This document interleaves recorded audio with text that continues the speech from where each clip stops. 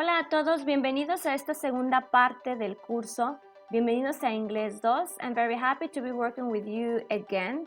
And today I'm going to explain you the way that we're going to be working for the following weeks.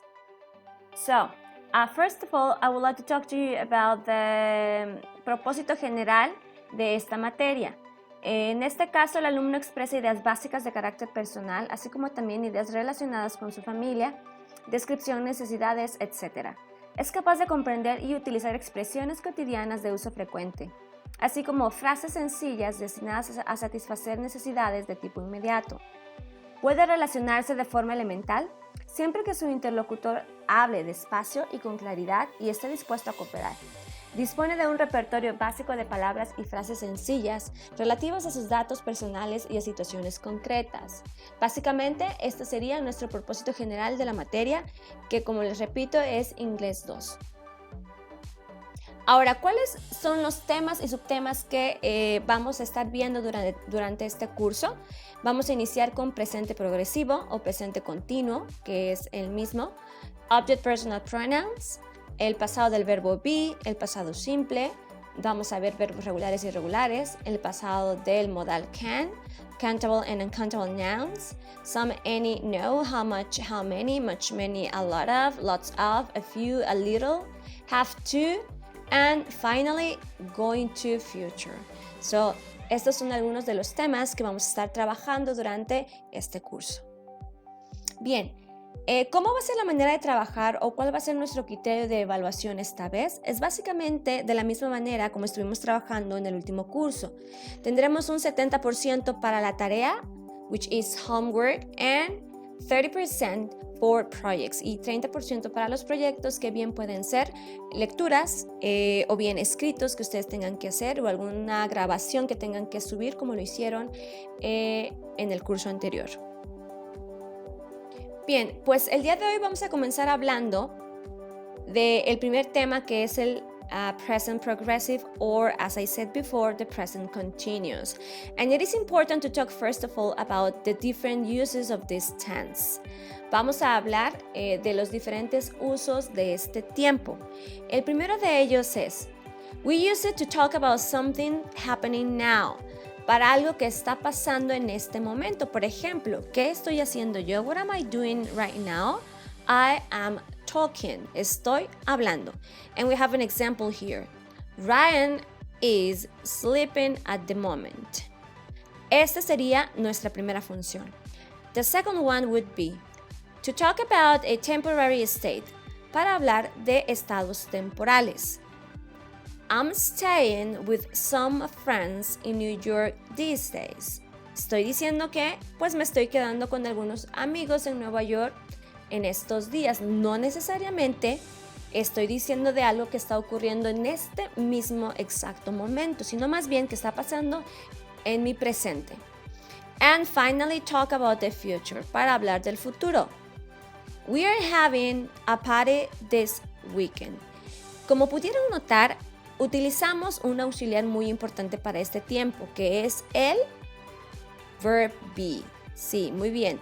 Utilizamos el verbo be como auxiliar en este tiempo, así como la terminación ing of the verb, así como la terminación ing de los verbos.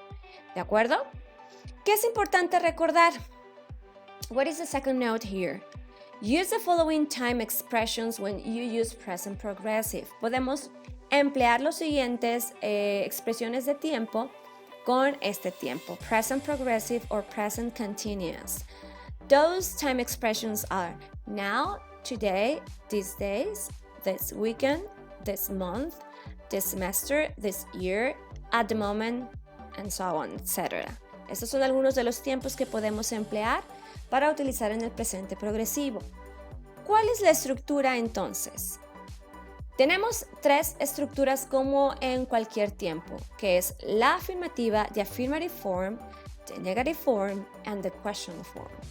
Como pueden ver, tenemos primero el sujeto, we have the subject, then we have the verb be, and of course, remember the way we conjugate the verb be, which is I am, you are, he, she, it is, we are, you are, and they are. And of course, as I said before, the ing form of the verb y la forma ing del verbo. ¿Cómo sería en la forma afirmativa? I am working. En la forma negativa, I am not working. Vamos a utilizar la partícula not para negar o bien podemos utilizar también la contracción. Y en la pregunta sería primero el verbo be, después la persona, el sujeto y por último el verbo ing y el complemento de la oración. En este caso tenemos are you working? Y las respuestas cortas van a ser con el verbo be. Yes, I am. No, I am not. Is he working? Yes, he is. He, porque la pregunta es con he, que es él. No, he is not. ¿De acuerdo? Once again, you are working. You are not working. Are you working? That would be the question. Esa sería la pregunta. We are working. We are not working. La pregunta, ¿cómo sería? Muy bien. Are we working? Esa sería la pregunta. Debemos también de tener en cuenta a las reglas que tenemos que seguir para formar o hacer la forma ing del verbo. Por ejemplo, aquí tenemos una tabla que nos da algunos de ellos, como por ejemplo la forma base, cook, eat, speak, le agregamos simplemente ing, cooking, eating, speaking, no hay mayor problema. Pero hay otros verbos a los cuales tenemos que hacerles algunos cambios o tenemos que agregarles algunas letras dependiendo su terminación. Bien, en este caso tenemos otros como buy, enjoy, try. En este caso agregamos ing. En enjoy, de nuevo ing. En try, aunque termina en y, simplemente le agregamos the ing form. Ajá. Go and do, de nuevo ing. Pero ¿qué pasa con las que terminan en la vowel, en la vocal i? En este caso en español, ¿no? Like drive, share, write. Exactamente. Quitamos la letra e y agregamos ing. Driving, sharing, writing. De la misma manera en los siguientes ejemplos con los siguientes verbos. Y en este caso, cuando hablamos de verbos cortos que son seguidas de una consonante, de una vocal y una consonante, vamos a duplicar la última consonante como skip, put, swim. Skipping, double P, putting, double T, swimming, double M. En la siguiente diapositiva tenemos las reglas, que son básicamente las que les acabo de explicar. Y nos dicen en la primera columna, verb ending in, una vocal, one vowel plus one consonant. Bueno, ¿cómo hacemos su forma? How to make the ing form? We double the consonant, then we add ing. Swim, swimming, head, heading, get, getting. Then we have verb ending in one vowel plus one consonant plus e. ¿Qué hacemos? Pues quitamos la e, we remove e, then add ing. Por ejemplo, come, coming, lose, losing, live, living. Y el resto de ellos agregamos ing. De aquí, de todas maneras, pueden checar en este sitio pues las distintas formas. Bien, espero haya quedado clara esta parte del present progressive or present continuous. De todas maneras, en la actividad que tendrán que hacer para esta semana viene la explicación y también tienen más ejemplos. Vamos a continuar con el siguiente tema, que es el object pronoun o los object pronouns. Algunas veces este tema puede ser un tanto complicado, ya que pues tenemos que aprendernos cuáles son los object pronouns de acuerdo a los personal pronouns. Entonces, los personal object pronouns, ¿para qué son o para qué los usamos? Y para ello quise incluirles una explicación en español. Tenemos los personal object pronouns, son palabras que se utilizan para sustituir un nombre y así evitar repeticiones. La principal diferencia entre los personal pronouns y los personal object pronouns, ¿se acuerdan cuáles son los personal pronouns? Ellos son I, you, he, she, it, we, they. ¿Cuál es la diferencia? Es que mientras que los primeros, estos personal pronouns, reemplazan a un nombre que hace la función de sujeto, los segundos sustituyen a un nombre que no hace función de sujeto. Más bien, va a ser la función de un objeto. Por ejemplo, tenemos esta primera imagen y tenemos esta pregunta. Why are you buying these donuts? ¿Por qué estás comprando estas donas? Y le responde, I'm buying them for the excursion. Entonces, ese them, ¿a quiénes creen que se refiere? Muy bien, se refiere a las donas que ya se habían mencionado. Y si se dan cuenta cuál es el verbo es buying. Es decir, que la acción está cayendo sobre el object pronoun, en este caso es them, que se refiere nuevamente, como dijimos, a las donas. ¿Cómo los usamos? How do we use object pronouns? Una de las principales características de los personal object pronouns o object pronouns es que se sitúan detrás del verbo o bien detrás de una preposición.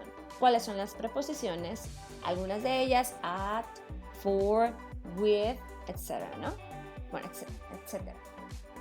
Aquí tenemos un recuadro con algunos ejemplos. Los personal pronouns son I, you, he, she, it, we, you, they.